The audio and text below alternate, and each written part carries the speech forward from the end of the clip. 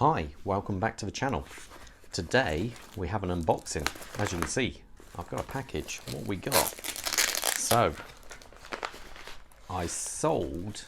basically I got a, let's rephrase that. I had a second Seiko Great Blue Hole and I took that in trade for something.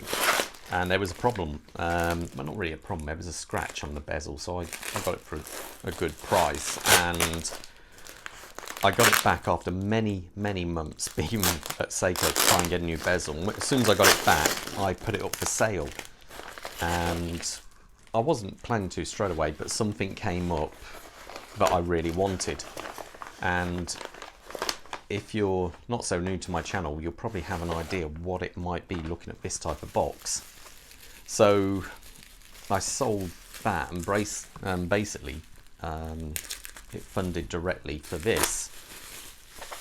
So let me see what we got. There we go.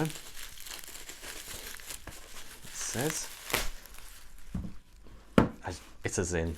As you know, I'm a big Sinn fan, so I do like my Sinn.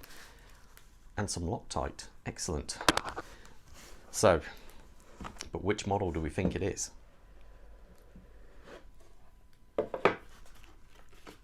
Okay, we have all the paperwork. Excellent. The Allen keys, because let me just have a quick look at, yep, that all looks good. And here we go.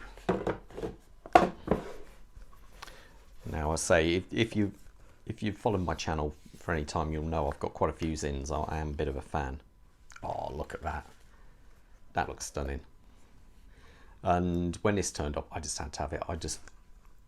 Yeah, I've always been a fan of this model, but never got around to getting one. I do have a 556, but mine is the anniversary model, and it's got an applied marker, a bit more of a kind of fancier dial. But to be fair, this looks cracking. It looks really, this to me is a quintessential Sinn really, with the 1236 9 figures on there. I think it looks absolutely superb.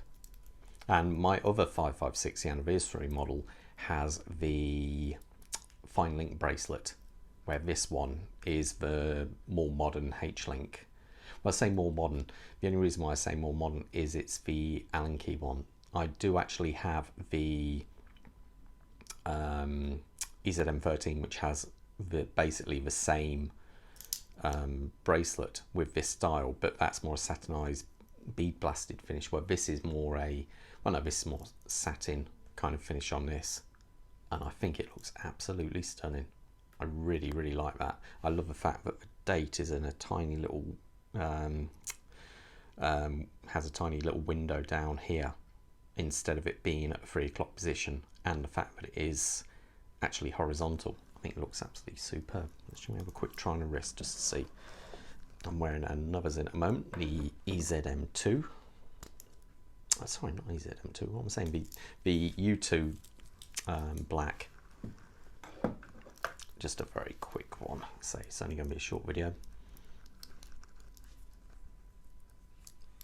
Yeah, that looks really good.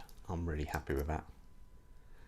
Say not everyone likes these because they're only 38.5 mil, but when you think I've got a just over a 7-inch wrist, and because that dial is so big, I think it looks really good. Yeah, if you look at it there, dial size isn't all that bad. No, superb. So no, that's the latest Sinn to the collection. Let me know what you guys think of this model. Is it a model you'd go for?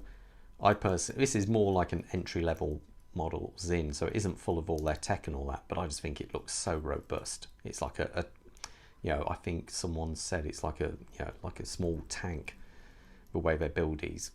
No, really good.